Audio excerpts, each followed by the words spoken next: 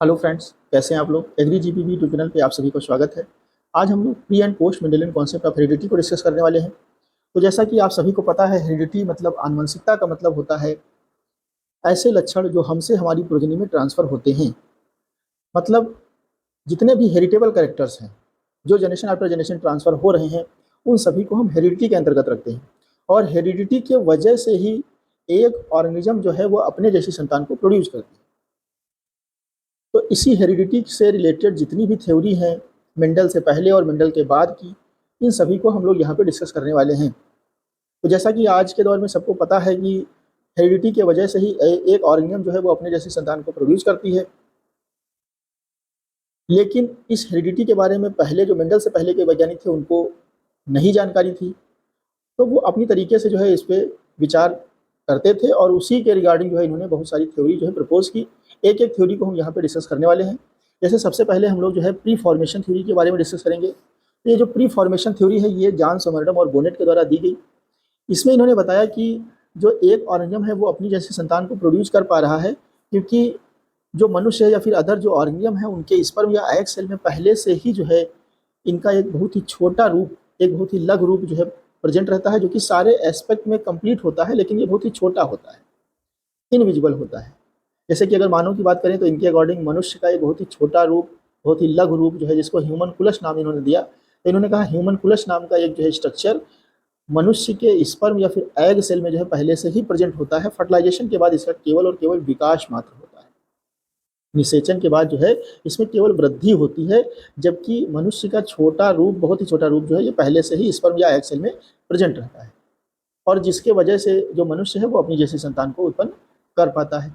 तो ये इनका जो है हेरिडिटी के रिगार्डिंग जो है इनकी एक थ्योरी थी। हालांकि ये थ्योरी जो है एक्सेप्ट नहीं की गई क्योंकि इसका कोई एविडेंस जो है हमको नहीं मिला, क्योंकि स्पर्म या एग सेल में कोई जो है ह्यूमन प्लस नाम का स्ट्रक्चर नहीं पाया जाता है। अच्छा, इसको जो है क्लियर किया वोल्फ नाम के वैज्ञानिक ने। तो वोल्फ ने जो है इपीजेनेसिस की थ्योरी दी, थ्योरी ऑफ इपीजेनेसिस। तो इसमें इन्होंने बताया कि देखिए ह्यूमन प्लस नाम की कोई स्ट्रक्चर जो है स्पर्म या एग सेल में नहीं पाया जाता है। स्पर्म और एग सेल दोनों में कुछ अनडिफरेंशिएटेड मटेरियल होता है जो कि डिफरेंशिएट होकर के जो है डिफरेंट डिफरेंट सेल्स को बनाता है और ये जो सेल्स हैं फिर ये मिल करके जो है ऑर्गेन्स को बनाती हैं और ऑर्गेन्स मिल करके जो है बॉडी को बनाती हैं।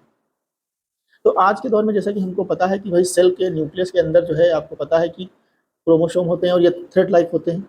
तो एक प्रकार से वोल्फ जो है ये इसी तरफ जो है इशारा कर रहे थे कि जो भी हमारी कोशिकाएं हैं, जो भी भाई स्पर्म और एग सेल जो है ये भी एक प्रकार की कोशिकाएं हैं, जर्म कोशिकाएं हैं। तो इन्होंने कहा इन जर्म कोशिकाओं में जो है मनुष्य के लक्षणों के लिए जो है अनडिफरेंशिएटेड मटेरियल पाया जाता है और ये जो मटेरियल होता है ये जो है स्पर्म और एग के थ्रू जो है प्रोजनी में पहुंचता है और वहीं पे जो है इससे अलग अलग लक्षणों का निर्माण जो है होता है। तो एपिजेनेसिस की जो थ्योरी है ये यूनिवर्सली एक्सेप्टेड है क्योंकि आज हमको पता है कि जो सेल है, सेल के न्यूक्लियस में जो है हमको एक अनडिफरेंशिएटेड मटेरियल देखने को मिलता है, मतलब हमको जो है क्रोमेटिन फाइबर देखने को मिलता है। तो एपिजेनेसिस की जो थ्योरी है ये एक्सेप्टेड है। तो प्री फॉर्मेशन की थ्योरी जो है ये 1720 से लेकर के 1793 के ड्यूरेशन में दी गई और एपिजेनेसिस की जो थ्योरी है ये 1738 से लेकर के 1794 के ड्यूरेशन में जो है दी गई। ठीक है, अब इसके बाद देखिए एक चीज़ तो क्लियर हो गई कि जो हेरिडिटी है उसके लिए कुछ अनडिफरेंशिएटेड मटेरियल है जो कि जो है जनरेशन आफ्टर जनरेशन ट्रांसफर होता है, जिसकी वजह से एक ऑर्गेनिज्म जो है वो अपनी जैसी संतान को प्रोड्यूस कर पाता है। अच्छा, अब यहाँ पे एक वैज्ञानिकों के बीच में दूसरा कंफ्यूजन ये था कि भाई जैसे हम कह रहे हैं कि हेरिडिटी है, हेरिडिटी का मतलब हेरिटेबल कैरेक्टर्स है, तो ऐसे कैरेक्टर्स जो हमसे हमारी प्रोजनी में ट्रांसफर हो रहे हैं। तो अब यहाँ पे एक क्वेश्चन ये बनता था कि क्या सारे कैरेक्टर्स जो है हमसे हमारी प्रोजनी में ट्रांसफर होते हैं, मतलब जनरेशन आफ्टर जनरेशन ट्रांसफर होते हैं। तो इसका देखिए आंसर तो नो है, क्योंकि सारे लक्षण जो है हमसे हमारी प्रोजनी में ट्रांसफर नहीं होते हैं, ये हमको पता है। कोई एक व्यक्ति अगर बुद्धिमान है तो उसके बच्चे भी बुद्धिमान नहीं होते हैं, ये जाहिर सी बात है। लेकिन उस समय के जो वैज्ञानिक थे उनको सारी चीज़ें क्लियर नहीं थी। तो इसी में जो है लेमार्क नाम के एक वैज्ञानिक थे, इन्होंने जो है theory of inheritance of acquired characters दिया। मतलब जो एक्वायर्ड कैरेक्टर्स का मतलब है जो हम ग्रहण करते हैं कैरेक्टर्स, उनको हम बोलते हैं एक्वायर्ड कैरेक्टर। तो इनहेरिटेंस का मतलब होता है वंशानुगति। तो इन्होंने कहा है जो एक्वायर्ड कैरेक्टर्स हैं, जो हम कैरेक्टर जो है जो लक्षण हम ग्रहण कर रहे हैं उनका भी इनहेरिटेंस होता है, उनका भी जो है वंशानुगति होती है उनकी। तो इसके लिए इन्होंने एग्जाम्पल दिया जिराफ का। तो जिराफ में जैसा कि आपको पता है गर्दन जो है ऊंची होती है। तो इन्होंने कहा पहले जो जिराफ होते थे वो ऊंची गर्दन वाले नहीं होते थे, वो पहले जो है छोटी गर्दन वाले होते थे। और इसके लिए इन्होंने बताया कि जैसे छोटी गर्दन वाले जो जिराफ थे उन्होंने पत्तियां खाना स्टार्ट किया, पौधों की पत्तियां उन्होंने खाई। धीरे धीरे नीचे की पत्तियां समाप्त हो गई, पौधों में नीचे की पत्तियां समाप्त हो गई, ऊपर की पत्तियां बची। तो उनको खाने के लिए जो है जिराफ को अपनी गर्दन ऊंची करनी पड़ी और ये जो लंबी गर्दन, ये जो ऊंची गर्दन थी, ये जो है उनकी प्रोजेनी में ट्रांसफ़र हो गई। इसी तरीके से इन्होंने बताया कि अगर कोई व्यक्ति जो है एक्सरसाइज करके अपनी बॉडी बिल्डअप कर लेता है तो वो फिर जो है उसकी संतानें भी जो है हेल्दी प्रोड्यूस होंगी, या फिर कोई व्यक्ति जो है वीक हो जाता है तो उसकी जो है संतानें भी वीक प्रोड्यूस होंगी इनके अकॉर्डिंग। लेकिन ऐसा नहीं है। अच्छा, इनकी जो ये थ्योरी दी गई, ये इसका एक कारण भी था कि इन्होंने भाई उस समय ये देखा कि जो बुद्धिजीवी लोग हैं उनकी संतानें भी बुद्धिजीवी हो रही हैं, और ऐसा जाहिर है कि अभी भी हम लोग जो है देखने को हमको मिलता है, समाज में देखने को मिलता है कि जो लोग बुद्धिजीवी हैं जनरली उनकी जो है संतानें भी बुद्धिजीवी होती हैं। लेकिन ऐसा नहीं है कि वो जो बुद्धिजीविता है, जो उनका इंटेलिजेंस है, वो जो है ट्रांसफ़र हो रहा है उनकी प्रोजेनी में। देखिए, बात यह है कि जो व्यक्ति पढ़े लिखे हैं तो वो अपनी संतानों को भी जो है अच्छी एजुकेशन देते हैं, जिसकी वजह से उनकी संतान भी जो है होशियार होती हैं। लेकिन वो जन्म से ही होशियार नहीं होती। अगर उनको भी अच्छी एजुकेशन ना मिले, उनको अच्छा एनवायरनमेंट ना मिले, तो वो भी जो है होशियार नहीं होंगी, बुद्धिजीवी नहीं होंगी। ठीक है? लेकिन इन्होंने जो है उस ऑब्जर्वेशन को इस तरीके से लिया कि इन्होंने बता दिया कि जो भी हम कैरेक्टर्स ग्रहण करते हैं, जो एक्वायर करते हैं, उनका इनहेरिटेंस होता है। लेकिन ये जो है सही नहीं था। तो इसको लाइमार्किज्म कहा गया, या theory of inheritance of acquired characters के नाम से इसको जानते हैं। तो ये भी थ्योरी जो है एक्सेप्टेड नहीं है। उसके बाद जो है डार्विन नाम के वैज्ञानिक ने थ्योरी ऑफ ऑर्गेनिक इवोल्यूशन दिया। इस थ्योरी में डार्विन ने बताया कि भाई देखिए, जो स्पीसीज हैं, जो अलग-अलग स्पीसीज आ रही हैं पौधों की, हम कहें, या फिर अलग-अलग जानवर्स की जो स्पीसीज अलग-अलग आ रही हैं, प्रजातियाँ अलग-अलग विकसित हो रही हैं। तो इन्होंने कहा कि जो अलग-अलग प्रजातियाँ विकसित हो रही हैं, आज हम देखते हैं बहुत सारे कई तरीके के प्लांट्स हैं, कई तरीके के एनिमल्स हैं। तो ये सारी जो स्पीसीज ओरिजिनेट हो रही हैं, ये सब नेचुरल सिलेक्शन से ओरिजिनेट हो रही हैं। और इन्होंने बताया कि जो है ये जितनी भी नई-नई स्पीसीज बन रही हैं, ये पुरानी स्पीसीज में ही जो है डिफरेंशिएशन से बन रही हैं। और इस डिफरेंशिएशन के दौरान जो है नेचुरल सिलेक्शन वर्क करता है। मतलब नेचर जो है अपने आप जो है चीज़ों को सिलेक्ट करता है। उसमें जो अडैप्ट कर पाती हैं वो सर्वाइव करती हैं, बाकी सब जो है डिस्ट्रॉय हो जाती हैं। जैसे कि जो डायनासोर थे, वो अडैप्ट नहीं हो पाए क्योंकि उनका भारी भरकम शरीर था। तो उस तरीके के एनवायरनमेंट्स को में वो सर्वाइव नहीं कर पाए और वो जो है विलुप्त हो गए, डिस्ट्रॉय हो गए। इसी तरीके से आपने कोविड के दौरान देखा कि बहुत सारे लोग जो है एक्सपायर कर गए क्योंकि उनके अंदर वो अडेप्टेशन नहीं हो पाया, जबकि बहुत सारे, ज़्यादातर जो है मोस्टली लोग जीवित हैं, सर्वाइव किए। तो कहने का मतलब यह है कि उनके अंदर अडेप्टेशन उस तरीके का हो पाया, और जो चले गए, जो एक्सपायर हो गए, उनके अंदर उस तरीके का अडेप्टेशन नहीं हो पाया। तो ये भी एक प्रकार से क्या है, नेचुरल सिलेक्शन है। नेचर ने अपने अकॉर्डिंग जो है जीवित प्राणियों को जो है अपने हिसाब से उसने क्या किया, सेलेक्ट किया। तो इसमें यही चीज़ जो है, ये इसी चीज़ पे फोकस किया गया कि जो ऑर्गेनिक इवोल्यूशन हो रहा है, मतलब जो नई-नई स्पीशीज़ बन रही हैं, वो जो है पहले से उपस्थित स्पीशीज़ में डिफरेंशिएशन से बन रही हैं, और इस डिफरेंशिएशन में वर्क करता है नेचुरल सिलेक्शन। अलग-अलग स्पीशीज़ बन रही हैं, तो अब नेचर जो है अपना काम करता है। जो अडैप्ट हो पाती हैं वो तो सर्वाइव करती हैं, जो अडैप्ट नहीं हो पाती वो जो है डिस्ट्रॉय हो जाती हैं। अच्छा, इसी में फिर इन्होंने बताया कि जो है सर्वाइवल ऑफ फिटेस्ट, मतलब इन्होंने कहा जो सबसे फिट होगा, सबसे फिटेस्ट होगा, वही केवल सर्वाइव कर पाएगा। इस नेचुरल सिलेक्शन के दौरान जो सबसे ज़्यादा फिटेस्ट होगा वही सर्वाइव कर पाएगा, बाकी सब जो है डिस्ट्रॉय हो जाएंगे। ये भी कथन इनका जो है थोड़ा सा गलत हो गया, क्योंकि देखिए फिटेस्ट के अतिरिक्त भी जो है और भी सर्वाइव करते हैं, जैसे गुड, बेटर, ये भी सर्वाइव करते हैं। थोड़ा सा वीक होता है वो भी सर्वाइव करता है। हालांकि जो वीक होते हैं उनका रिप्रोडक्शन रेट कम होता है, लेकिन सर्वाइव वो भी करते हैं। ठीक है, तो थ्योरी ऑफ ऑर्गेनिक इवोल्यूशन और सर्वाइवल ऑफ द फिटेस्ट, ये डार्विन के द्वारा जो है प्रपोज किया गया। अच्छा, डार्विन ने जो है इसके लिए अपना एक बुक भी पब्लिश किया था, ओरिजिन ऑफ स्पीसीज के नाम से जो है इनकी बुक भी जो है पब्लिश हुई। 1862 में जो है 1859 में इनकी बुक जो है पब्लिश हुई, जिसमें इन्होंने जो है अलग अलग स्पीसीज के ओरिजिन के बारे में जो है बहुत ही अच्छे से जो है विस्तृत चर्चा की। अच्छा, डार्विन ने जो है लैमार्क वाद को सपोर्ट करने का प्रयास किया। जो theory of inheritance of acquired characters है, इसको सपोर्ट करने के लिए इन्होंने जो है एक थ्योरी और दी, थ्योरी ऑफ पैनजेनेसिस। तो इसमें इन्होंने बताया कि देखिए, जो भी व्यक्ति है, जो भी जीव है, उसके जो भी अंग हैं, जो भी ऑर्गन है, उनकी एक एक कापी होती है। जैसे मनुष्य की अगर बात करें तो ईयर है, आई है, नोज़ है, नहीं, ये सब जो भी बॉडी ऑर्गन है, इन्होंने बताया कि इनके सबकी एक छोटी-छोटी कापी है, जो कि उसी ऑर्गन में जो है अवेलेबल रहती है। और इस छोटी सी कापी को उन्होंने गेम्यूल नाम दिया, या फिर पैंजीन नाम दिया। गेम्यूल या फिर पैंजीन नाम दिया। तो इसीलिए इस थ्योरी को जो है पैंजेनेसिस, थ्योरी ऑफ पैंजेनेसिस कहा गया। तो इस छोटी सी कापी को उन्होंने जो है पैंजीन नाम दिया, और इन्होंने बताया कि ये जो पैंजीन है, ये ब्लड स्ट्रीम के थ्रू जो है सेक्सुअल सेल्स में जो है ट्रांसपोर्ट होता है, और चूंकि सेक्सुअल सेल जो है सेक्सुअल रिप्रोडक्शन में भाग लेती हैं, तो इस तरीके से ये जो है प्रोजेनी में ट्रांसफ़र हो जाता है।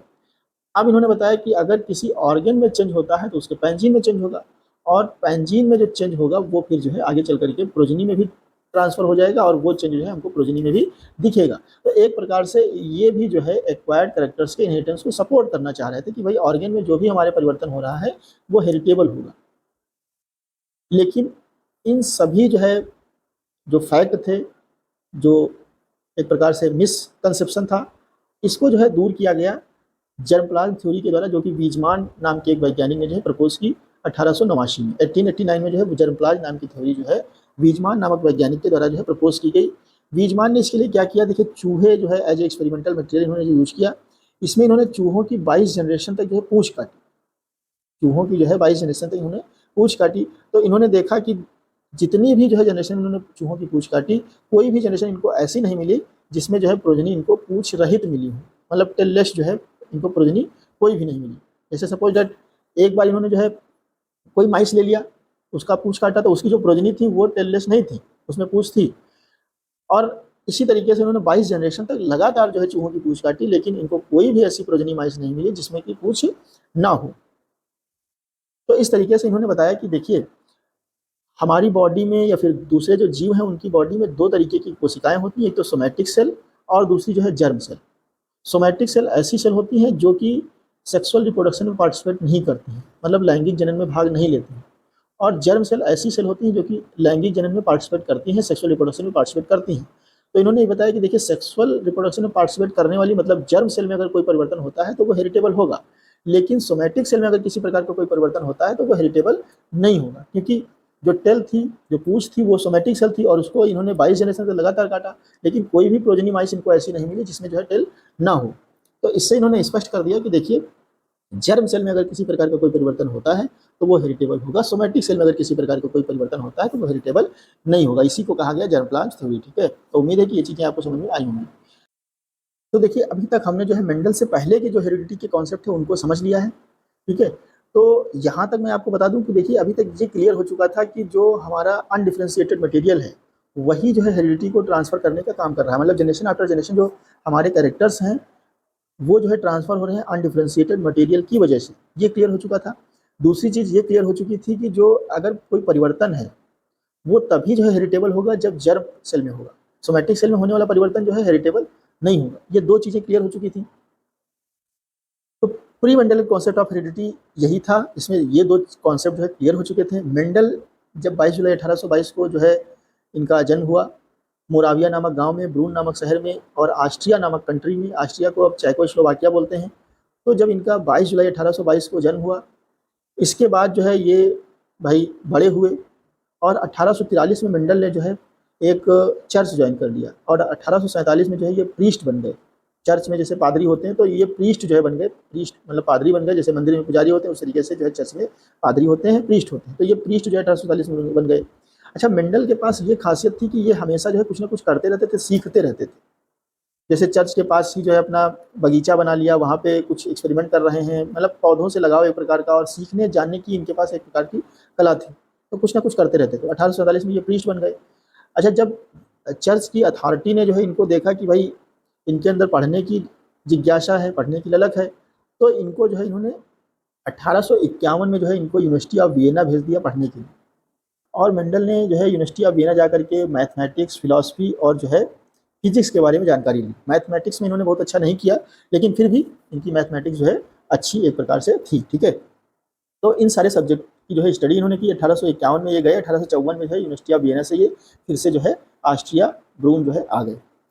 1854 में तो ये रिटर्न हो गए। 1857, जैसा कि हमने आपको बताया कि मेंडल के अंदर पढ़ने की और कुछ करने की ललक थी और ये कुछ ना कुछ करते रहते थे। तो 1857 में ये ऑल ओवर यूरोप से जो है वैरायटी की अलग अलग वैरायटीज़ का कलेक्शन करना स्टार्ट कर दिया इन्होंने। कॉमर्शियल जो सीड ग्रोवर थे उनसे जो है मटर की अलग अलग वैरायटीज़ का कलेक्शन स्टार्ट कर दिया और इन्होंने जो है मटर की अलग अलग वैरायटी 34 अलग अलग वैरायटीज़ को जो है 2 साल तक इन्होंने ग्रो किया। इसके बाद इन्होंने 22 वैरायटीज़ को जो है 6 साल तक ग्रो किया। शुरुआत में मेंडल ने जो है 20 से 25 कैरेक्टर्स पे स्टडी किया, बाद में जो है इन्होंने केवल 7 कैरेक्टर्स की स्टडी की और सातों कैरेक्टर्स को इन्होंने स्टडी किया। देखिए एक एक कैरेक्टर्स को पहले इन्होंने स्टडी किया, उसका कंक्लूजन निकाल लिया, उसके बाद जो है कंबाइन करके दो दो कैरेक्टर्स का स्टडी किया, फिर तीन तीन कैरेक्टर्स का स्टडी किया। कहने का मतलब यह है कि एट ए टाइम इन्होंने पहले 1 कैरेक्टर्स को स्टडी किया, उसके बाद जो है कंबाइन करके अलग अलग कैरेक्टर्स को स्टडी किया और इसके बेसिस पे इन्होंने जो है कंक्लूजन निकाला और 2 फंडामेंटल जो है लॉ इन्होंने बना डाले, जो कि आनुवंशिकी जेनेटिक्स के लिए जो है बहुत ही एक प्रकार से इंपॉर्टेंस रखते हैं। पूरी जेनेटिक्स जो है इन्हीं जो है 2 लॉ के ऊपर जो है बेस्ड है। तो इन्होंने 2 जो है लॉ बहुत ही इंपॉर्टेंट नियम जो है बनाए, आनुवंशिकी के जो है नियम बनाए। 1865 में 8 मार्च और 8 फरवरी की 2 मीटिंग हुई natural history society of Brunn. Natural history society of Brunn की जो है 8 मार्च और 8 फरवरी की 2 मीटिंग हुई। इसी मीटिंग में जो है इन्होंने अपने रिसर्च को जो है प्रेजेंट किया, और ये रिसर्च इन्होंने प्रेजेंट किया तो 1866 में जो है 1866 में इनका रिसर्च जो है पब्लिश हो गया। 1 साल बाद जो है इनका रिसर्च पब्लिश हो गया। इनके रिसर्च का टाइटल था एक्सपेरिमेंट इन प्लांट हाइब्रिडाइजेशन, और ये जो रिसर्च था ये जर्मन लैंग्वेज में जो है पब्लिश हुआ था।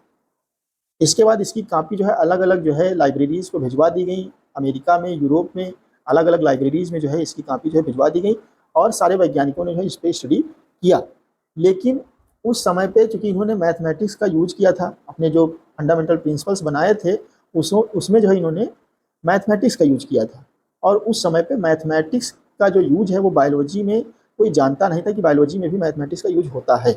तो इनके काम को जो है वरीयता नहीं मिली, इनके काम को जो है इंपॉर्टेंस नहीं दिया गया। अच्छा, एक कारण ये भी था कि उस समय पे चूंकि हमने आपको बताया अभी जो है डार्विन जो है इनको ओवरलैप कर रहे थे एक प्रकार से। तो डार्विन जो है उस समय इन्होंने, जैसा कि ओरिजिन ऑफ स्पीसीज इन्होंने बुक लिखी थी, और उसी पे बहुत ही विस्तृत चर्चा चल रही थी, पूरा बवाल मचा हुआ था कि भाई किस तरीके से नई नई जो है स्पीसीज वो बन रही हैं। तो ये बहुत ही एक बड़ा मुद्दा था, उसी पे जो है सारे वैज्ञानिक जो है डिस्कस कर रहे थे, तो इनके काम को उतनी तवज्जो नहीं मिली। जबकि मेंडल ने जो है इतना संघर्ष किया और 2 फंडामेंटल प्रिंसिपल जो है इन्होंने बना डाले, लेकिन उस समय पे इनके काम को जो है क्रेडिट नहीं मिला। अच्छा, एक नगेली नाम के वैज्ञानिक थे, इन्होंने जो है मेंडल को सजेस्ट किया कि भाई आप हॉक वीट पे काम कर लीजिए, हिलेरियम पे काम कर लीजिए। तो इन्होंने दूसरे जब प्लांट्स पे काम किया, इन्होंने जो है अदर जो है ऑर्गेनियम पे भी काम किया, है नहीं।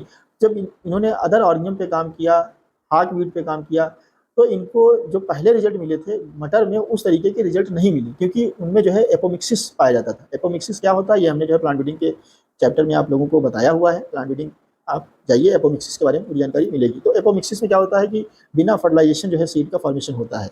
तो जब बिना फर्टिलाइजेशन सीड का फॉर्मेशन होता है तो जो सीड होते हैं उसमें केवल और केवल मैटरनल जो है इफेक्ट आता है, मतलब जो मैटरनल जो कैरेक्टर्स होते हैं वही आते हैं, जब पेरेंट्स का कोई कंट्रीब्यूशन नहीं होता है, क्योंकि वो बिना फर्टिलाइजेशन के जो है सीड का फॉर्मेशन वहाँ पे हो रहा होता है। ओव्यूल जो है डायरेक्टली जो है सीड में कन्वर्ट हो जाते हैं, तो वहाँ पे मेंडल का ला जो है ऑपरेट नहीं होता। तो अच्छा, जब इनको जो है उस तरीके के जो रिजल्ट हैं वो नहीं मिले हाथ व्हील वगैरह पे, तो फिर ये जो है अपने रिजल्ट को लेकर के एक प्रकार से कॉन्फिडेंट नहीं थे, जिसकी वजह से इन्होंने बहुत ज़्यादा जो है जोर भी नहीं दिया, और फिर ये जो है अपना टीचिंग में और जो है अपना चर्च का काम ये करने लगे, और 1884 में जो है ये एक्सपायर कर गए।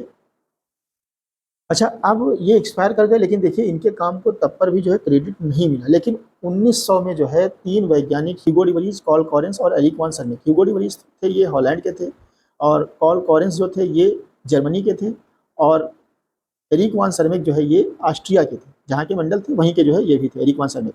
तो इन तीनों जो है ने अलग अलग पे काम किया, और सेम रिजल्ट पे जो है ये आए।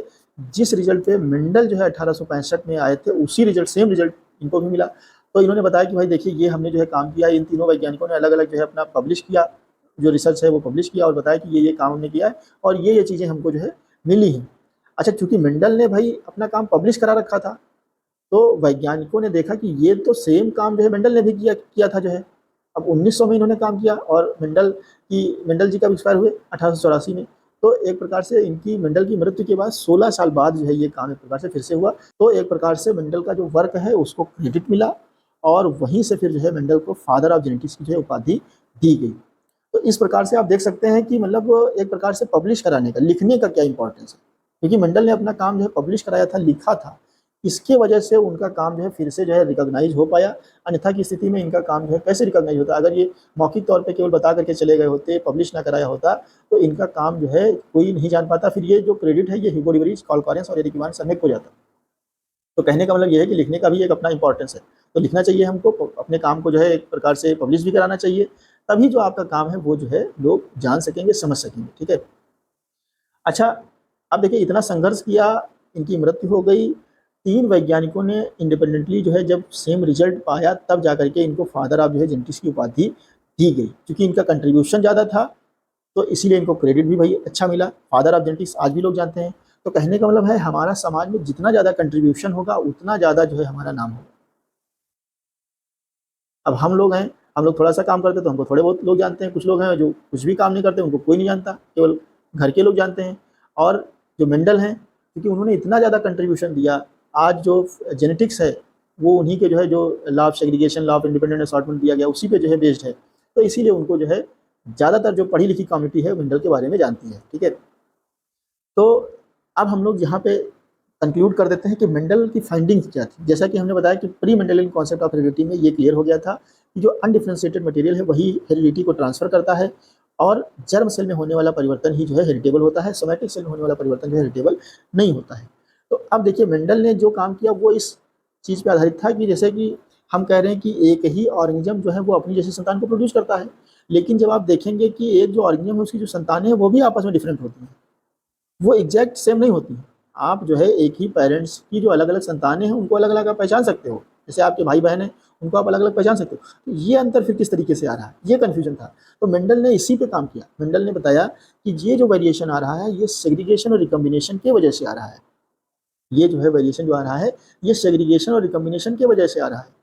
तो इन्होंने बताया कि जैसे कि हम एक टाल पौधे में को लेते हैं और एक द्वार्फ पौधे को लेते हैं और इनमें संकरण कराते हैं, तो इसकी जो F1 जनरेशन आती है उसमें एक्सप्रेशन जो है केवल और केवल डोमिनेंट कारक का होता है।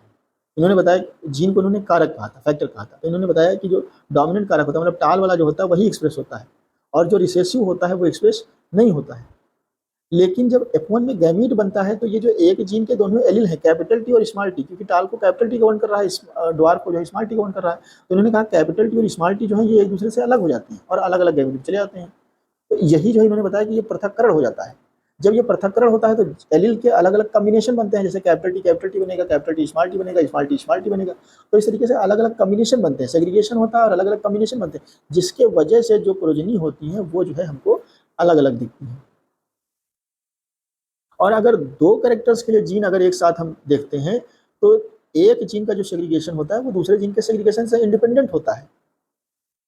मतलब एक जीन का जो डोमिनेंट एलील है वो दूसरे जीन के डोमिनेंट एलील के साथ भी जा सकता है और दूसरे जीन के रिसेसिव एलील के साथ भी जा सकता है।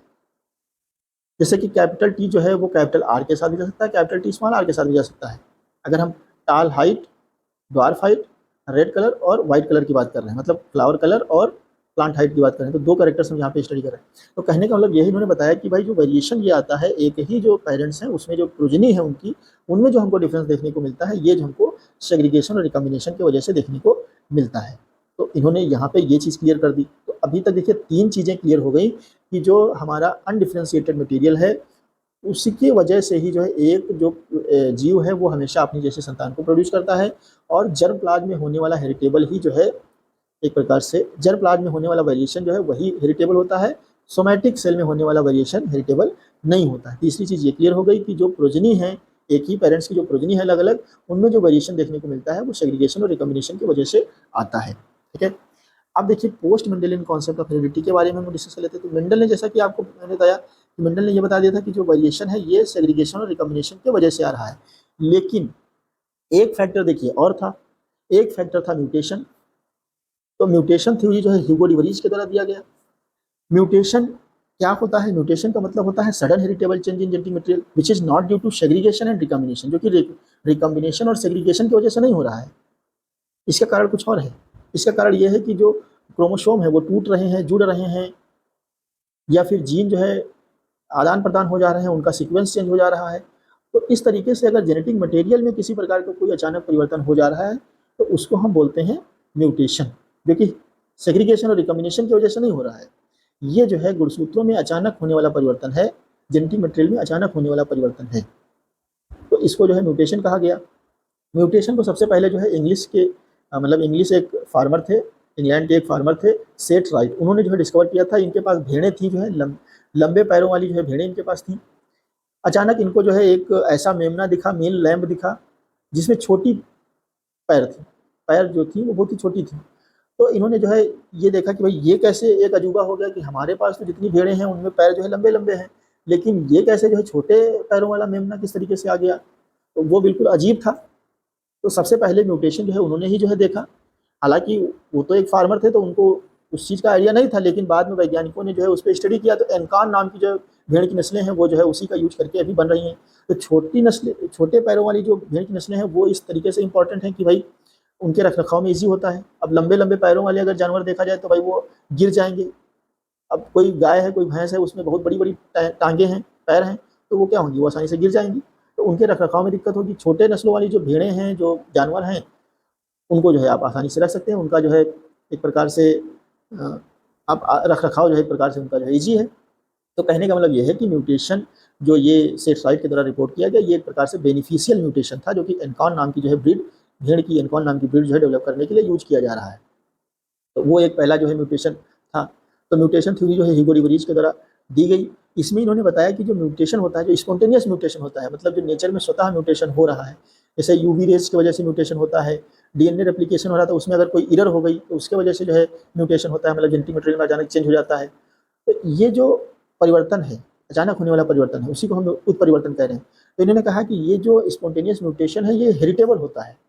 ये जो स्पॉन्टेनियस म्यूटेशन है, ये हेरिटेबल होता है। जैसा कि मेंडल ने बताया था कि जो वेरिएशन आ रहा है वो सेग्रीगेशन रिकॉम्बिनेशन की वजह से आ रहा है, लेकिन ह्यूगो डी वरीज ने बताया कि म्यूटेशन की वजह से भी वेरिएशन आता है, और ये जो वेरिएशन होता है ये हेरिटेबल होता है, जनरेशन आफ्टर जनरेशन जो है फिक्स रहता है, स्टेबल रहता है। तो इसको भी हम जो है इंप्रूवमेंट में यूज कर सकते हैं, क्रॉप इंप्रूवमेंट में, एनिमल इंप्रूवमेंट में हमको इसको यूज कर सकते हैं। और इन्होंने बताया कि ये जो म्यूटेशन है, ये भी स्पीशीज के इवोल्यूशन में जो है अहम भूमिका निभाता है, क्योंकि इसके द्वारा जो है स्पीशीज में परिवर्तन आता है, तो इससे भी जो है नई स्पीशीज का फॉर्मेशन होता है।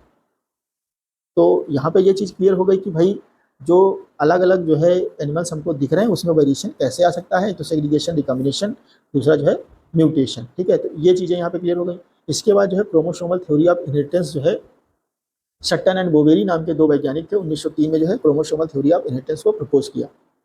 जबकि म्यूटेशन थ्योरी जो है 1901 में जो है ह्यूगो डी वरीज के द्वारा प्रपोज की गई। तो क्रोमोसोमल थ्योरी ऑफ इनहेरिटेंस में मतलब जो वंशानुगति है, उसका गुणसूत्रवाद जो है यह शट्टन एंड बोवेरी के द्वारा प्रपोज किया गया। इसमें इन्होंने बताया कि जो गुणसूत्र हैं, जो कि वोल्फ ने बताया था अनडिफरेंशिएटेड मटेरियल मतलब क्रोमैटिन फाइबर। तो इन्होंने बताया कि जो गुणसूत्र हैं, जो क्रोमैटिन फाइबर है, वो न्यूक्लियोप्रोटीन का बना होता है, न्यूक्लिक एसिड प्लस प्रोटीन का बना होता है। मतलब इसमें डीएनए है, आरएनए है, हिस्टोन प्रोटीन है, नॉन हिस्टोन प्रोटीन है। और जो डीएनए है, उसके छोटे से टुकड़े को हम बोलते हैं जीन। और ये जो जीन होते हैं, ये क्रोमोसोम में होते हैं। और जीन जो है वो लक्षणों को निर्धारित करते हैं। जीन जो है वो लक्षणों को निर्धारित करते हैं। तो इस तरीके से हम अगर कहें कि जो गुणसूत्र होते हैं, यही हमारे लक्षणों को एक जनरेशन से दूसरे जनरेशन में ले जाने का काम करते हैं। मतलब फिजिकल बेसिस ऑफ इनहेरिटेंस जो होते हैं वो क्रोमोसोम होते हैं, क्योंकि क्रोमोसोम में जीन होते हैं और जीन ही जो है लक्षणों को हमारे निर्धारित करते हैं। तो एक प्रकार से जनरेशन आफ्टर जनरेशन हेरिडिटी को ट्रांसफर करने का काम कौन कर रहा है? क्रोमोसोम कर रहा है। तो क्रोमोसोमल थ्योरी ऑफ इनहेरिटेंस में जो है ये चीज़ बताई गई शट्टन एंड बोवेरी के द्वारा। अब देखिए हार्डी एंड विनबर्ग लॉ जो है, ये अभी तक जो भी हमने पढ़ा जो है वो थ्योरी थी, ये एक प्रकार से लॉ है।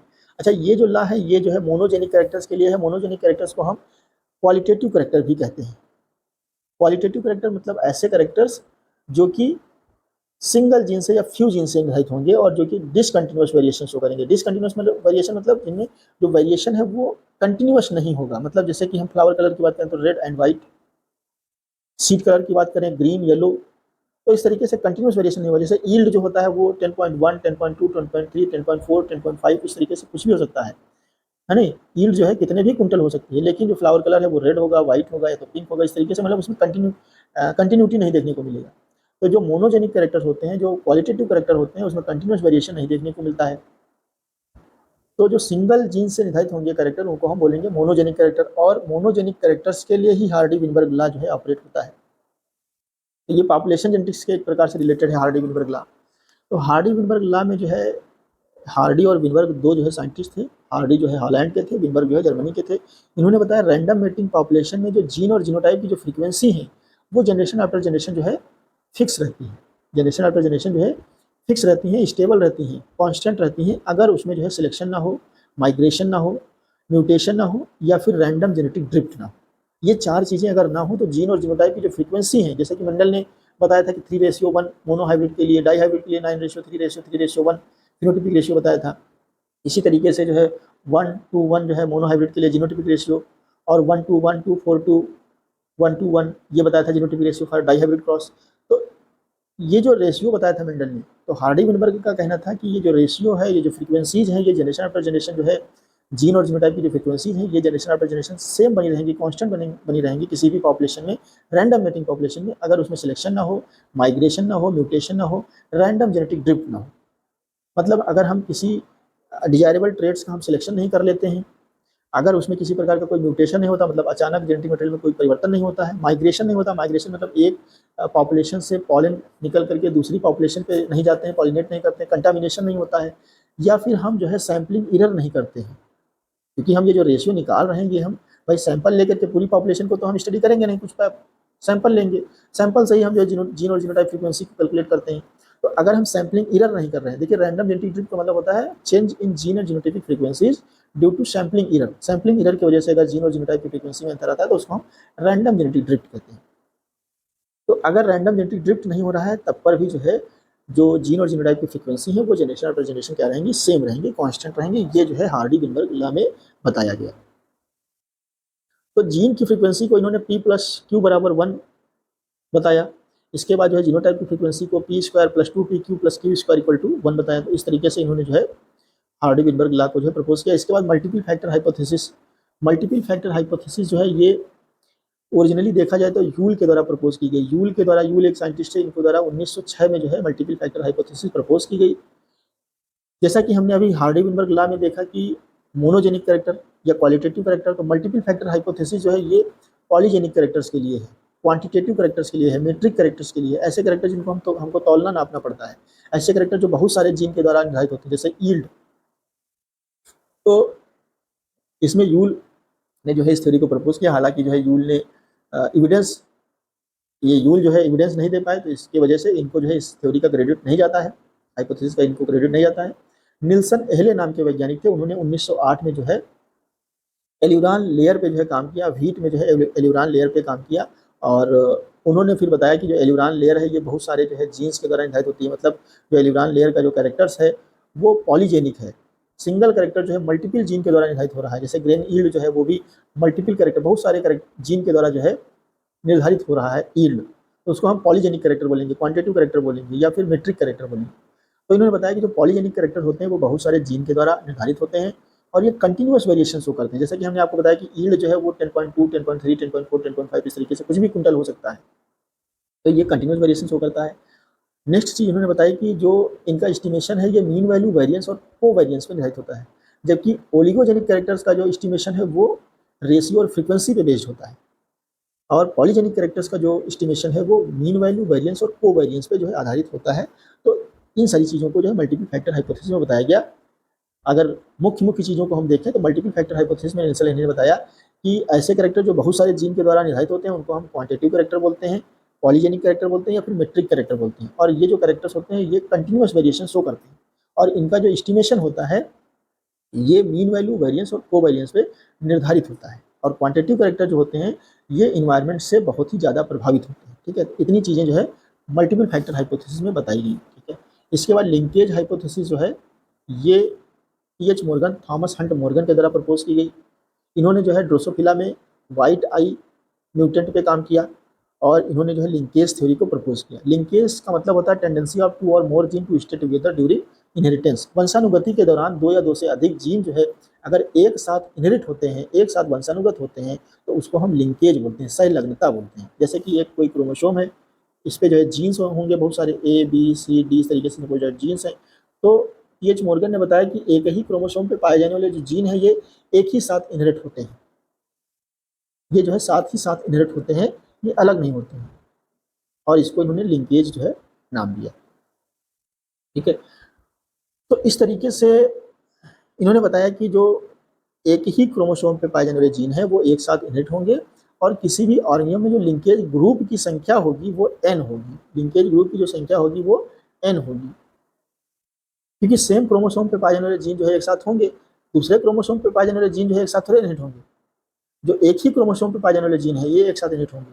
ठीक है, तो जैसा कि आपको पता है सोमैटिक सेल में जो है प्रत्येक क्रोमोसोम की 2 कापियाँ होती हैं, तो एक सिंगल क्रोमोसोम पे जो जीन्स पाए जा रहे हैं हम इन्हीं को लिंकेज ग्रुप में कंसीडर करेंगे। तो अगर मनुष्य में देखा जाए तो 46 क्रोमोसोम है तो 23 जो है लिंकेज ग्रुप होंगे। इसी तरीके से पी में अगर देखें तो 14 क्रोमोसोम है टोटल, तो 7 लिंकेज ग्रुप होंगे। ठीक है, तो n number of linkage group जो है किसी भी ऑर्गेनिज्म में होंगे, ये भी जो है TH. Morgan, Thomas Hunt Morgan ने जो है बताया। और इन्होंने बताया कि एक ही क्रोमोसोम पे पाए जाने वाले जीन जो होते हैं वो एक साथ इनहेरिट होते हैं। तो जो लिंकेज थ्योरी है ये एक प्रकार से इंडिपेंडेंट असॉर्टमेंट, जो मेंडल का सेकंड लॉ है, लॉ ऑफ इंडिपेंडेंट असॉर्टमेंट, जिसमें मेंडल ने बताया कि जो है जो एक जीन का सेग्रीगेशन है वो दूसरे जीन के सेग्रीगेशन से इंडिपेंडेंट होता है। तो टीएच मॉर्गन के अकॉर्डिंग जो है यहाँ पे जीन जो है इंडिपेंडेंटली सेग्रीगेशन नहीं शो कर रहे हैं, ये जो है साथ ही साथ इनहेरिट हो रहे हैं। एक जीन जो है वो दूसरे जीन के साथ ही टाइटली लिंक है और ये एक साथ जो है इनहेरिट हो रहा है। तो एक प्रकार से जो इंडिपेंडेंट असॉर्टमेंट है उसका एक्सेप्शन क्या है, लिंकेज है। ठीक है, तो यूनिवर्सल लॉ अगर कोई पूछता है यूनिवर्सल लॉ मेंडल का कौन है, तो यूनिवर्सल लॉ है लॉ ऑफ सेग्रीगेशन, जो कि हर जगह जो है ऑपरेट होता है। ठीक है, इसके बाद जो है one gene one enzyme hypothesis जो है प्रपोज की गई। तो इसमें यह बताया गया कि जो जीन है, जैसा कि यहाँ पे हम लोग इससे पहले हमने देखा कि भाई क्रोमोसोम में जीन पाए जाते हैं और जीन ही जो है कैरेक्टर को निर्धारित करते हैं, तो किस तरीके से जीन जो है कैरेक्टर को निर्धारित करते हैं इस पर भी डाउट था। तो one gene one enzyme hypothesis Beadle and Tatum के द्वारा जो है प्रपोज की गई। दो वैज्ञानिक थे बीडल एंड टैटम, इनके द्वारा जो है one gene one enzyme hypothesis propose की गई। इसमें इन्होंने बताया कि जो एक जीन होता है ये एक एंजाइम को प्रोड्यूस करता है और ये जो एंजाइम्स है ये मेटाबॉलिक पाथवे में पार्टिसिपेट करता है, जिसके द्वारा जो है कोई कैरेक्टर जो है प्रोड्यूस होता है। One gene one enzyme hypothesis को जो है न्यूरोस्पोरा क्रासा, जो कि रेड मोल्ड है, इस पे जो है इन्होंने काम करके इसको जो है प्रपोज किया था। लेकिन इसकी जो पुष्टि है, इसका जो एविडेंस है वो ई कोलाई में मिला। तो बीडल एंड टैटम को जो है लीडरबर्ग के साथ में, एक लीडरबर्ग नाम के वैज्ञानिक थे, इनके साथ में इनको जो है नोबेल प्राइज भी दिया गया। तो इसमें इन्होंने यही बताया कि एक जीन जो होता है वो एक एंजाइम को बनाता है और ये जो एंजाइम होता है ये मेटाबॉलिक पाथवे में पार्टिसिपेट करता है, जिसके द्वारा जो है कोई कैरेक्टर बनता है। अच्छा, जो एंजाइम्स होते हैं वो मोस्टली प्रोटीन ही होते हैं, ज़्यादातर एंजाइम जितने भी हैं लगभग वो सब क्या है, प्रोटीन है। तो कहने का मतलब यह है एक जीन जो है पहले एक प्रोटीन बनाता है, एक जीन जो है वो पहले प्रोटीन बनाता है, मतलब एक एंजाइम बनाता है और ये एंजाइम फिर मेटाबॉलिक पाथवे में पार्टिसिपेट करेगा जिसके द्वारा जो है कैरेक्टर्स प्रोड्यूस होगा। अच्छा, इसके बाद ये देखा गया कि भाई कुछ एंजाइम्स जो हैं वो ऐसे भी हैं जो कि बहुत सारे पॉलीपेप्टाइड के बने होते हैं। बहुत सारे पॉलीपेप्टाइड मतलब यहाँ पे पॉलीपेप्टाइड टर्म आया, तो पॉलीपेप्टाइड का मतलब क्या है कि देखिए पॉलीपेप्टाइड का मतलब कि बहुत सारे अमीनो एसिड का ग्रुप, जैसा कि आपको पता है कम से कम 20 अमीनो एसिड जब जुड़ते हैं तो एक प्रोटीन बनता है। ठीक है, और प्रोटीन को ही हम एंजाइम कह रहे हैं। प्रोटीन एंजाइम्स मोस्टली क्या है, प्रोटीन है। तो अब जब वन जीन वन एंजाइम का कॉन्सेप्ट दिया गया तो वहाँ पे क्या है कि एक जीन जो है एक पॉलीपेप्टाइड से मिलकर बना है। लेकिन बाद में ऐसा देखा गया कि बहुत सारे एंजाइम्स ऐसे भी हैं जो कि बहुत सारे पॉलीपेप्टाइड से मिलकर बने हैं और प्रत्येक पॉलीपेप्टाइड को एक जीन जो है गवर्न करता है।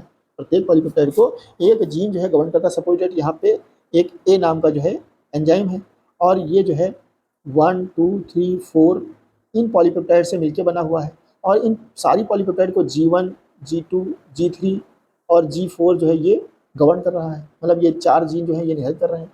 तो यहाँ पे मोस्ट अप्रोप्रिएटली अगर कहा जाए तो हम ये कहेंगे कि वन जीन वन पॉलीपेप्टाइड, ना कि हम कहेंगे वन जीन वन एंजाइम। तो इनग्राम नाम के एक वैज्ञानिक थे, इन्होंने जो है 1957 में ये जो है प्रपोज किया कि देखिए जहाँ पे एक जीन एक पॉलीपेप्टाइड से मिलकर बना होगा वहाँ पे तो आप कह सकते हो कि वन जीन वन एंजाइम। लेकिन जहाँ पे एक जो एंजाइम है वो बहुत सारी पॉलीपेप्टाइड से मिलकर बना हुआ है, तो वहाँ पे हम ये नहीं कह सकते हैं कि एक जीन जो एक एंजाइम को बनाता है। वहाँ पे हम ये कहेंगे कि एक जीन जो है एक पॉलीपेप्टाइड को बनाता है। तो one gene one polypeptide hypothesis जो है इनग्राम के द्वारा दी गई। इसमें इन्होंने बताया कि एक जीन जो होता है वो एक पॉलीपेप्टाइड को बनाता है और फिर जो ये पॉलीपेप्टाइड है ये मिल करके एंजाइम्स को बनाती हैं और एंजाइम्स फिर जो है मेटाबॉलिक पाथवे में पार्टिसिपेट करके फिर जो है किसी कैरेक्टर्स को प्रोड्यूस करते हैं। ठीक है, इसके बाद फिर ओपेरॉन हाइपोथेसिस जो है जैकोब एंड मोनोड के द्वारा 1961 में प्रपोज किया गया। ये जीन रेगुलेशन से रिलेटेड है। 1961 में जैकोब एंड मोनोड ने जो है ई कोलाई पे काम किया और इन्होंने बताया कि जो प्रोकैरियोट्स होते हैं उसमें जो जीन्स होते हैं वो आपस में क्लस्टर हो जाते हैं। जो जीन्स होते हैं वो आपस में क्लस्टर हो जाते हैं, जैसे gene A, gene B, C, D, ये 4 जीन हैं, ये आपस में क्लस्टर हो जाएंगे और इनका सेम जो है रेगुलेटर होगा। रेगुलेटर जो है इनका कॉमन होगा, मतलब जितने भी रेगुलेटरी सीक्वेंस होंगे ये जो है इनके कॉमन होंगे। जैसे कि अगर यूकैरियोट की बात करें तो प्रत्येक जीन का, जैसे जीन ए है तो उसका अलग जो है रेगुलेटर प्रमोटर ऑपरेटर होगा, मतलब रेगुलेटरी सीक्वेंस जो होंगे वो प्रत्येक जीन के अलग अलग होंगे। जबकि प्रोकैरियोट में क्या होता है, बहुत सारे जीन आपस में जुड़ जाते हैं और उनका एक ही रेगुलेटर प्रमोटर और ऑपरेटर होता है, कॉमन रेगुलेटर प्रमोटर और ऑपरेटर होता है। और इस तरीके के अरेंजमेंट को जो है ओपेरॉन कहा जाता है। इस तरीके के अरेंजमेंट को ओपेरॉन कहा जाता है। तो ये जो ओपेरॉन है ये एक कंप्लीट यूनिट होती है जिसका जो है रेगुलेशन होता है। एक प्रकार से ये जीन रेगुलेशन से रिलेटेड कॉन्सेप्ट है ओपेरॉन कॉन्सेप्ट। ओपेरॉन का मतलब सीधे सीधे यही है, group of structural gene that has common operator promoter and regulator sequence. ठीक है, तो इसमें फिर हमने जीन रेगुलेशन पे वीडियो बनाया है, वो आप देख सकते हो। तो इसमें लैक ओपेरान, ट्रिप्टोफान ओपेरान होता है। लैक ओपेरान जो है लैक्टोज के डिग्रेडेशन से रिलेटेड है, कब लैक्टोज को तोड़ा जाएगा, कब नहीं तोड़ा जाएगा। ट्रिप्टोफान ओपेरान जो है ये बायोसिंथेसिस से रिलेटेड है, ट्रिप्टोफान की कब बायोसिंथेसिस होगी, कब नहीं होगी। देखिए, प्रत्येक जीव जो है उसमें क्रोमोसोम की संख्या निर्धारित है और प्रत्येक क्रोमोसोम पे जीन की संख्या निर्धारित है। और जो भी जीव है उसमें छोटे में भी अगर देखा जाए, मतलब जो कम एज में भी वही क्रोमोसोम रहते हैं, वही जीन्स रहते हैं, बड़ी एज में भी वही क्रोमोसोम रहते हैं, वही जीन्स रहते हैं। लेकिन सारे जीन जो होते हैं वो सभी समय पे एक्सप्रेस नहीं होते हैं। कहने का मतलब ये है कि जीन को जो है टर्न ऑन टर्न ऑफ करना रहता है, और इसी मैकेनिज्म को जो है हम बोलते हैं जीन रेगुलेशन। और जीन रेगुलेशन के लिए ही जो है ओपेरान कॉन्सेप्ट दिया गया था जैकोब एंड मुनरो के द्वारा। ओपेरान का मतलब है group of structural gene that has common operator, regulator and promoter sequence. ठीक है, इसके बाद जो है वोबल हाइपोथेसिस जो है ये क्रिक के द्वारा प्रपोज की गई। वोबल हाइपोथेसिस में देखिए, फंडामेंटली अगर हम बताएं तो इसमें ये कहा गया कि जो एक अमीनो एसिड है, इसको कई जो है कोडान मिल करके कोड कर सकते हैं। एक जो अमीनो एसिड है इसको कई कोडान मिल करके जो है कोड कर सकते हैं। जैसा कि हमको पता है कि 20 अमीनो एसिड है और 64 कोडान है, तो कई कोडान मिल करके एक अमीनो एसिड को कोड कर सकते हैं। इसके लिए इन्होंने बताया कि देखिए, जो डीएनए में न्यूक्लियोटाइड होते हैं, ए, टी और सी, इस तरीके से होते हैं न्यूक्लियोटाइड, तो 3 न्यूक्लियोटाइड के ग्रुप को जो है कोडान बोला जाता है। डीएनए में जो न्यूक्लियोटाइड का 3 न्यूक्लियोटाइड का जो सेट होता है उसको बोला जाता है कोडान। और टीआरएनए में जो 3 न्यूक्लियोटाइड का सेट होता है उसको हम बोलते हैं एंटीकोडान। तो टीआरएनए जो है, जो मैसेंजर आरएनए पे जो भी इंफॉर्मेशन लिखी होती है उसको रीड करता है, उसी के अकॉर्डिंग फिर अमीनो एसिड को ऐड करता है, जिससे जो है पॉलीपेप्टाइड चेन बनती है, मतलब प्रोटीन बनता है। तो वोबल हाइपोथेसिस में ये बताया गया कि जो ये कोडान है, इसके शुरुआत के जो 2 बेस हैं, न्यूक्लियोटाइड हैं या फिर बेस हैं ए, टी, ये जो है एक प्रकार से यूजुअल पेयरिंग शो करेंगे। ये जो 2 बेस हैं ये यूजुअल पेयरिंग शो करेंगे, जबकि जो इसका तीसरा बेस पेयर है ये जो है अनयूजुअल बेस पेयरिंग शो कर सकता है। ठीक है, तो कहने का मतलब यहाँ पे ब्रॉडली अगर देखा जाए तो यही है कि जो एक अमीनो एसिड है उसको कई जो है कोडान मिल करके कोड कर सकते हैं। इसको हम विस्तृत रूप से जो है चर्चा करेंगे, जब जेनेटिक कोड वाला चैप्टर जो है हम लोग पढ़ेंगे तब इसको जो है विस्तृत रूप से चर्चा करेंगे। और जेनेटिक कोड हालांकि हमने जो है पढ़ाया भी है, उसमें भी जो है इसको बताया हूँ, और उस वीडियो को आप लोग देख सकते हैं। हालांकि जो है आने वाले सेशन में हम लोग जो है इस पर चर्चा करेंगे। ठीक है, अभी आप लोग ये जानिए कि वोबल हाइपोथेसिस में फंडामेंटली ये चीज़ बताई गई है कि एक अमीनो एसिड को कई कोडान मिल करके जो है कोड कर सकते हैं। और अब देखिए नेक्स्ट हाइपोथेसिस है लायन हाइपोथेसिस। जो लायन हाइपोथेसिस है ये लायंस के द्वारा जो है दी गई। इसमें इन्होंने बताया कि किसी भी ऑर्गेनिज्म में जो एक्स क्रोमोसोम की संख्या है वो कुछ भी हो सकती है, लेकिन फंक्शनल केवल और केवल एक होगी। जैसा कि आपको पता है ह्यूमंस में जो फीमेल होती है उसमें 2 एक्स क्रोमोसोम होते हैं। इसमें से एक एक्स क्रोमोसोम जो है हेट्रोक्रोमेटनाइज हो जाती है, मतलब इनएक्टिव हो जाती है। और इस इनएक्टिव एक्स क्रोमोसोम को मुर्रे बार नामक वैज्ञानिक ने बारबॉडी नाम दिया था। मुर्रे बार नामक वैज्ञानिक ने जो है बारबॉडी नाम दिया था। तो लायंस के अकॉर्डिंग जो है किसी भी ऑर्गेनिज्म में एक्स क्रोमोसोम की संख्या कुछ भी हो सकती है, लेकिन फंक्शनल केवल और केवल एक होगी। और जितनी भी कापियां होंगी एक्स क्रोमोसोम की उनको इनएक्टिव कर दिया जाएगा, हेट्रोक्रोमेटनाइज कर दिया जाएगा। और ये जो हेट्रोक्रोमेटनाइज एक्स क्रोमोसोम है, इनएक्टिव एक्स क्रोमोसोम है, इन्हीं को मुर्रे बार नामक वैज्ञानिक ने बारबॉडी नाम दिया। ठीक है, तो ये 2 कॉन्सेप्ट इसमें हो गए। तीसरा कॉन्सेप्ट भी इसी में जो है जुड़ा हुआ है डोजेज कंपनसेशन का। डोजेज कंपनसेशन जो है मुल्लर नाम के वैज्ञानिक ने बताया था। इसमें इन्होंने बताया कि जो हेट्रोगैमेटिक सेक्स है, जैसे कि ह्यूमन में अगर देखें तो जो मेल है वो हेट्रोगैमेटिक है, मतलब इसमें 2 तरीके के गैमेट बनेंगे, एक्स और वाई। और जो फीमेल है वो होमोगैमेटिक है। तो इन्होंने बताया कि जो ह्यूमन है उसमें मेल जो है वो हेट्रोगैमेटिक है और फीमेल जो है वो होमोगैमेटिक है। तो मेल में एक्स क्रोमोसोम की संख्या केवल 1 है, जबकि फीमेल में एक्स क्रोमोसोम की संख्या 2 है। तो इन्होंने बताया कि यहाँ पे संख्या तो डबल है, एक्स क्रोमोसोम की संख्या तो डबल है, लेकिन मेल और फीमेल में जो इनका प्रोडक्ट है उसकी क्वांटिटी सेम रहती है। मतलब क्योंकि इस पे जीन पाए जाएंगे एक्स क्रोमोसोम पे और इसका प्रोडक्ट बनेगा, तो इन्होंने बताया कि जो प्रोडक्ट होगा वो भाई सेम होगा, प्रोडक्ट में किसी प्रकार का कोई अंतर नहीं होगा। ये कैसे होगा, जैसा कि लायन ने भी बताया, तो वही उसी चीज़ को इन्होंने जो है दूसरी तरीके से बताया कि जो यहाँ पे फीमेल में 2 एक्स क्रोमोसोम पाए जा रहे हैं, उनमें से दोनों का या तो हाइपो एक्टिवेशन हो जाएगा, मतलब वो जो है कम फंक्शनल रहेंगे, या फिर जो है जो एक्स क्रोमोसोम है मेल में, सिंगल एक्स क्रोमोसोम है वो हाइपर एक्टिव हो जाएगा, या फिर जो है फीमेल में एक एक्स क्रोमोसोम जो है ये इनएक्टिव हो जाएगा। इस तरीके से मेल और फीमेल में एक्स क्रोमोसोम का जो प्रोडक्ट बनने वाला है वो कंपनसेट किया जाएगा, मतलब इनका जो डोजेज़ है उसको कंपनसेट किया जाएगा। तो इस तरीके से इसको कहा गया डोजेस कंपनसेशन, जो कि मुलर के द्वारा जो है प्रपोज किया गया। तो ये थे जो है pre and post Mendelian concept of heredity, जिनको हमने जो है डिस्कस किया। आज के लिए बस इतना ही, मिलते हैं नेक्स्ट वीडियो में। Thank you very much for listening to me.